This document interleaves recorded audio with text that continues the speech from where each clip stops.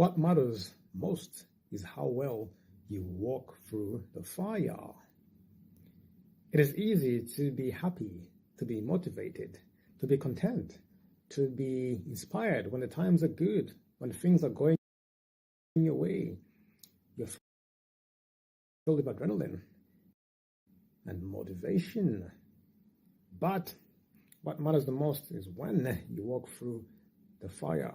These are the hard times, the challenges, the setbacks, when you feel like everything's going against you, the pains, the struggles, the adversities. What matters the most is how well you walk through all these circumstances.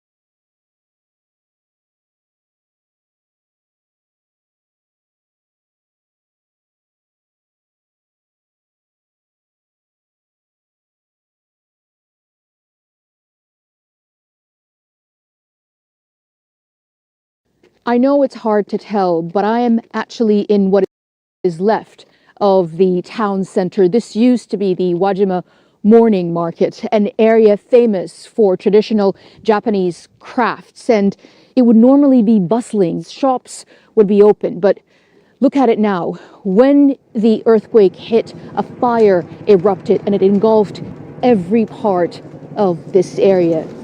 The BBC visited Wajima 2 days after the earthquake, while buildings were still smoldering. 4 weeks on, you could see the extent of damage in every corner of this town and the loss its people have experienced.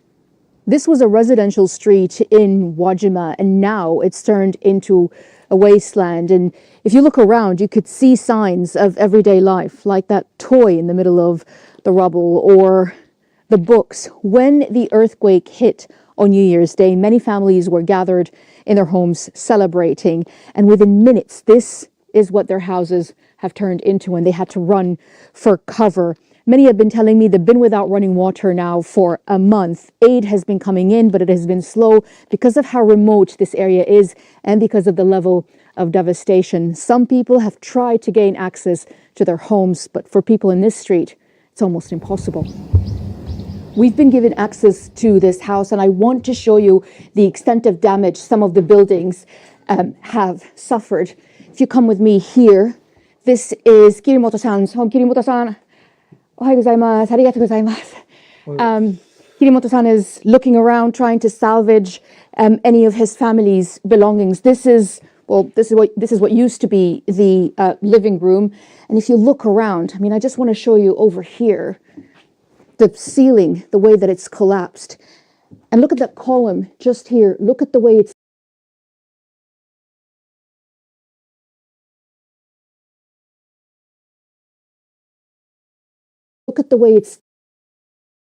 tilting. This is the impact the earthquake has had.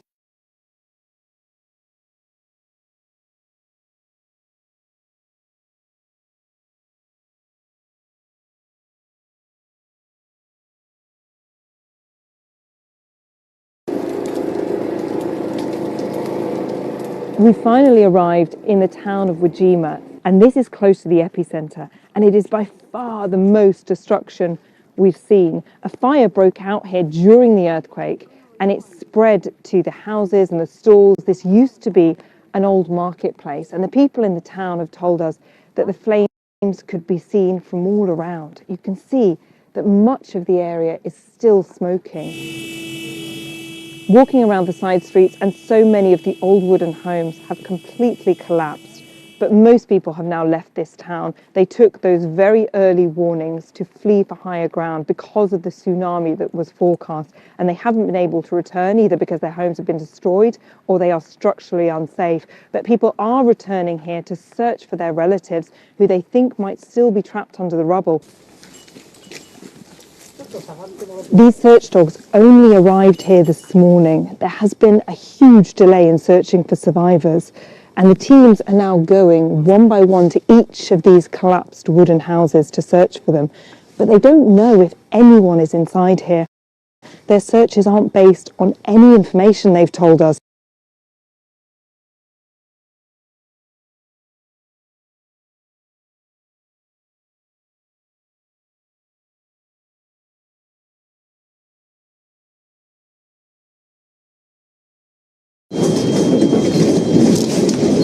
A powerful earthquake and several stronger aftershocks have hit the north coast of the main island of Honshu, destroying buildings, tearing up roads and disrupting travel.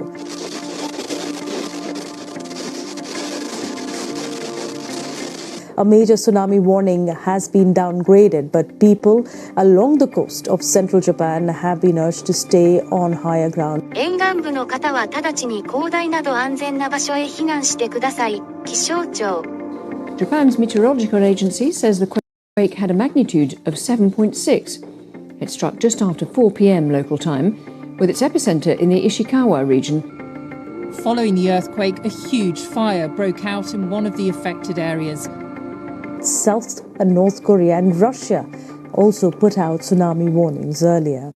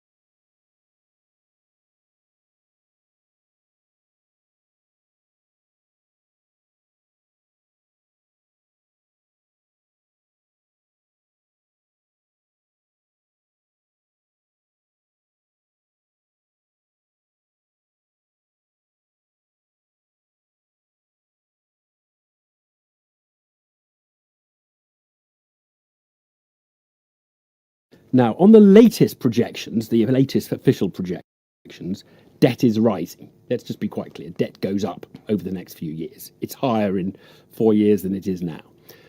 It's not going to change that much in the next projection you'll get at the budget. What is puzzling me is how you can be even talking about tax cuts when a central pledge is getting debt down and debt is going up.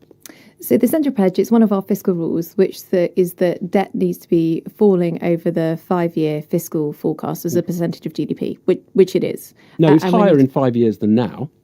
Not as a percentage of GDP. Yeah, no, it's higher. It's going up. It's lower in the 5th year relative to the 4th year. So it goes down at the end of the projection. But in 5 years, I think it's higher at the end of the project. Yeah, 23.4, 89% of GDP. 28.9, it's 93% of GDP. Debt goes up. It falls at the end of 5 years a little bit.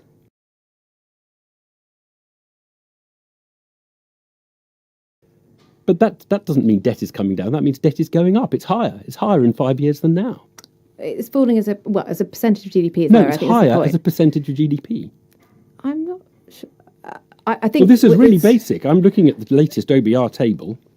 Public sector net debt ex-Bank of England, 28.9, 92.8%, 23.4, 89%. So it's up in 5 years.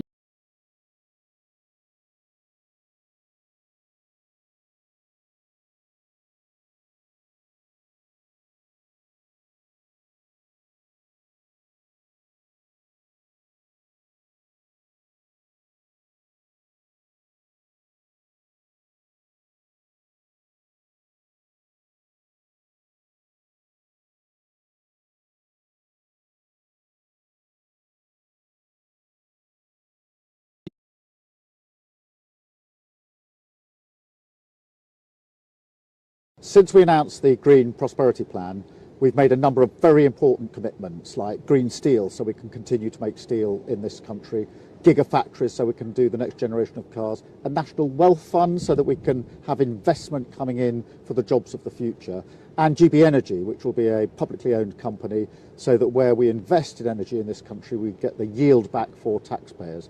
All of that is staying, so every single commitment that we've made that is on the table is staying. The warm homes commitment is scaled down. That'll take a bit longer, but everything else is exactly as announced. What we're announcing today is that we won't be making further investments, and therefore we won't reach the 28 billion, which is effectively stood down.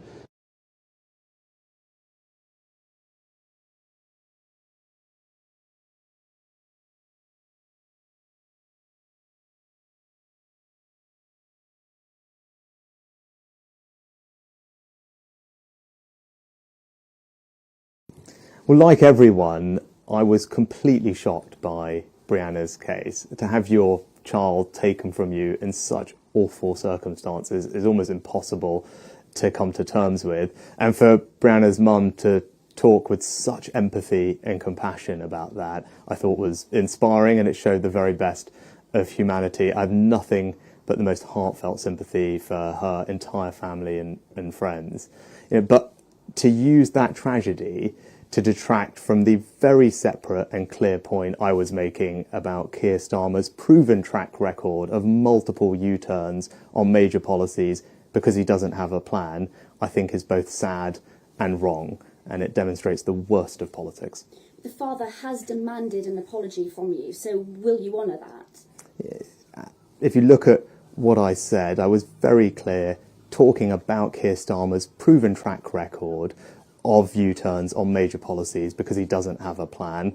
A point only proven by today's reports that the Labour Party and Keir Starmer are apparently planning to reverse on their signature economic green spending policy. That just demonstrates the point I was making. He's someone who has just consistently changed his mind on a whole range of major things, and I think that is an absolutely legitimate thing to point out, and it demonstrates that he doesn't have a plan for the country.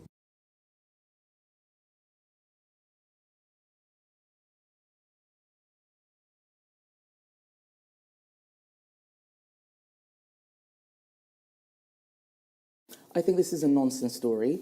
This is the media trying to fuel lots of gossip about Westminster. We have serious issues that we need to deal with. Just now, you asked me about an MP who is standing down because of death threats. We are facing some very serious challenges as a country in terms of our global security. I think the fact that you're asking me about WhatsApp groups is a sign that the media are not serious about focusing on the issues that this country is facing. And for the record, no, I am not. And I would like people to stop asking me.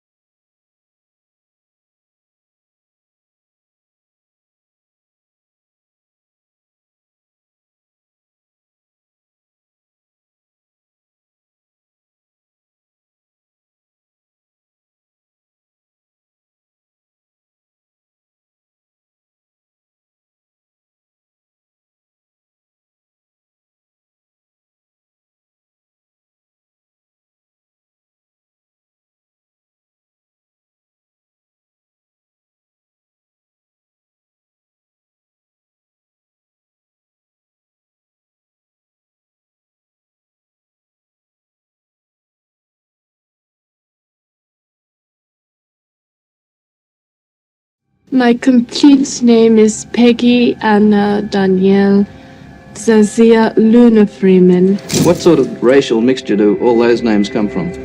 It's like a melting pot of, say, different nationalities, different people, everything. Danielle Luna was like something ethereal.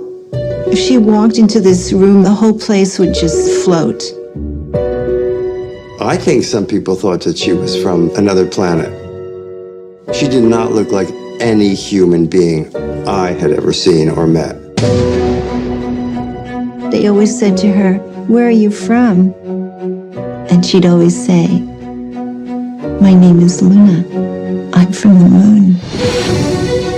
When I saw her, I just realized what great potential she had as a model. I said, "If you're ever in New York, give me a call." He knew something that I didn't know. To go to New York was like Alice in Wonderland. People would literally stop, her face red from blocks away. She was in London, she was in Paris, she was in Italy. She hung around with Mia Farrow, she hung around with the Rolling Stones. She broke the mold of using black models in the 60s. Richard Avedon was one of the greatest fashion photographers of all time. He was willing to sign her up for a contract. Too extreme for Vogue, are you kidding me? Rejected. I know I'm the best model, so why aren't I being photographed? Danielle Luna's being was discounted because she was a black woman and she wasn't even regarded as a full person by most. As a human, what she would have experienced in being on the receiving end of that backlash is horrific. Where is the place where finally I'm seen for who I am? And I am loved for who I am. Danielle Luna was the first black woman to be on the cover of Vogue. Why don't we know more about her?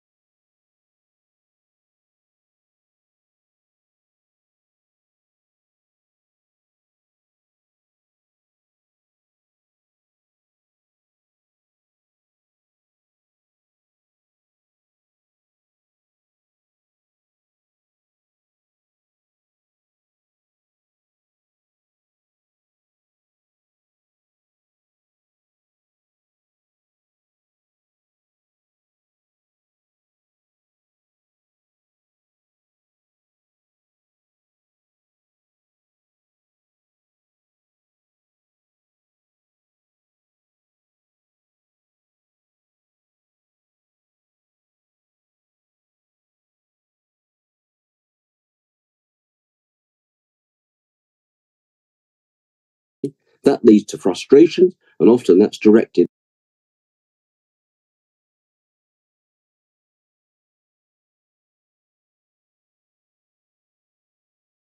at the staff that are having to try and contain this, when in some cases they're short-numbered, because we at the same time have a problem with retention of experienced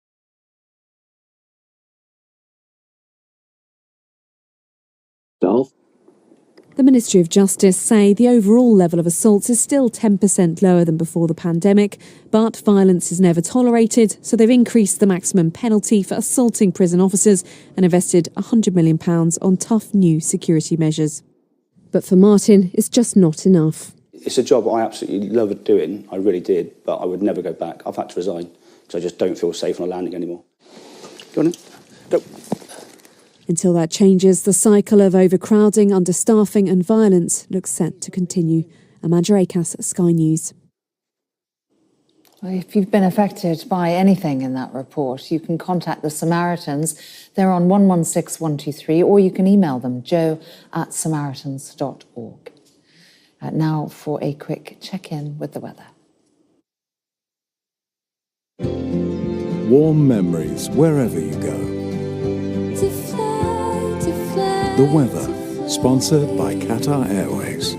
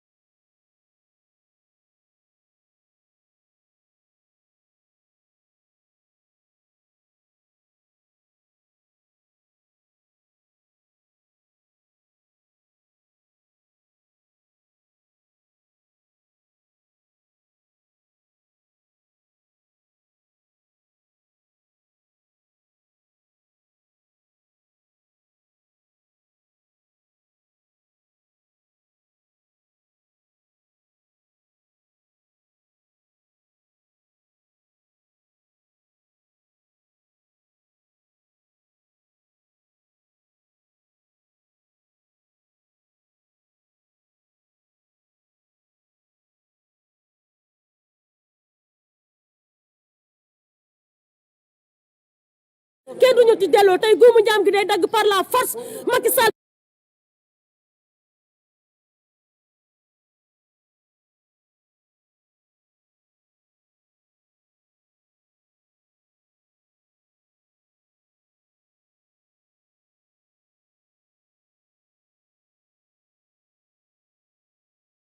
Macky Sall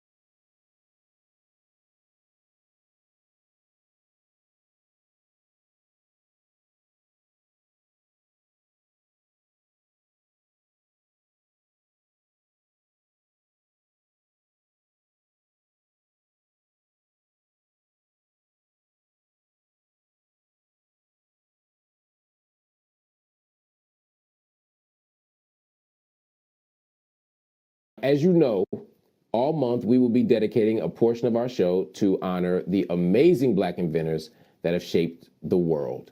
And that includes Mary Beatrice Davidson Kenner, the mastermind behind the sanitary belt, the predecessor to the modern-day maxi pad. Created in 1956, Kenner's revolutionary contraption was fitted with a moisture-proof napkin pocket that helped to prevent leaks and stains. This gave women a better alternative for handling their periods. It's important to note that Kenner's sanitary belt was patented a full 30 years after it was first introduced. Because Kenner was Black, despite her challenges, Kenner would go on to design other groundbreaking inventions throughout her adult life. That included a bathroom tissue holder that allowed the loose end of a roll to be accessible at all times. The woman was brilliant.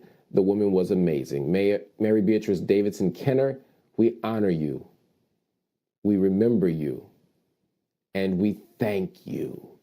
Everybody, let's spend this month remembering our giants. Let's spend the month remembering our brilliant minds, our pioneers, our freedom fighters, those who are willing to stand up and speak out, but also willing to use their imaginations to create that which was not there before and make the whole world better.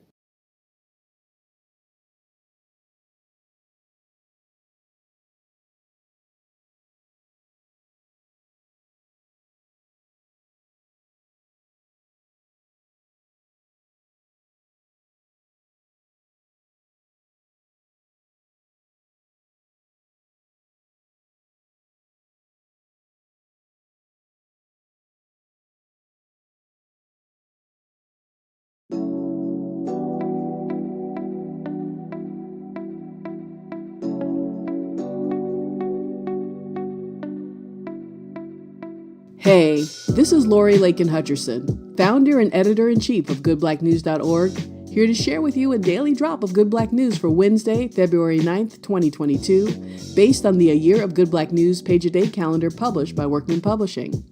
It's in the category for Black inventors we call You know we did that, right? You may have learned at some point that Garrett Morgan is the name of the person who invented the tricolored traffic light. What may not ring a bell is that in 1914, Morgan patented a safety hood breathing device to filter out harmful smoke and pollutants. When marketing this creation proved difficult for him, he hired a white actor to play the inventor of the device while he played a Big Chief Mason, the inventor's sidekick and guinea pig. The charade totally worked. Sales were brisk, and Morgan's device became the prototype for masks used to protect American soldiers from toxic gas in World War I. To learn more about Garrett's life and work, check out the links provided in today's show notes. This has been a daily drop of Good Black News, based on the A Year of Good Black News page-a-day calendar for 2022, published by Workman Publishing and available at workman.com, Amazon, Bookshop, and other online retailers. Beats provided by freebeats.io and produced by White Hot. For more Good Black News, check out goodblacknews.org or search and follow at Good Black News anywhere on social.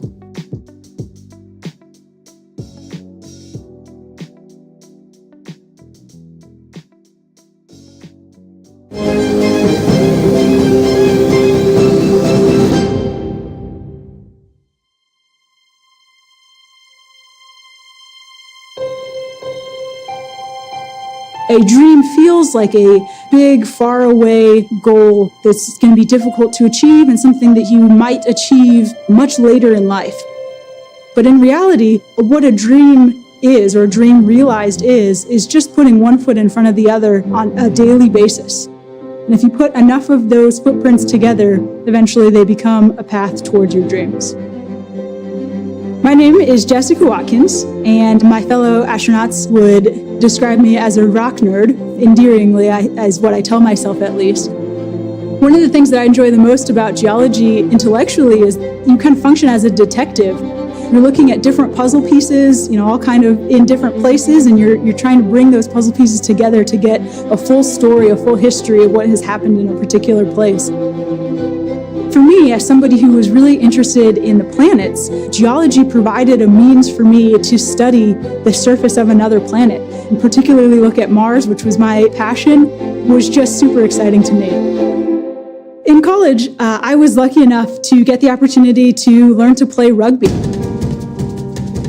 It was one of the best opportunities in my life, getting to play with the rugby team at Stanford and play in national championships and even win one. I think one of the biggest lessons that I take away from my rugby career is the importance of teamwork. Rugby in particular has positions that are all suited to different types of body types, different strengths that people bring to the table. And I think that is not unlike our team here at NASA, where everybody comes and brings their different strengths, their different expertise to form a powerful and winning team. Match 2, maximum dynamic pressure on the vehicle. Passing 124. This endeavor to go to the moon is going to be hard. It is not something that we can do individually. It's not something that we can do on our own.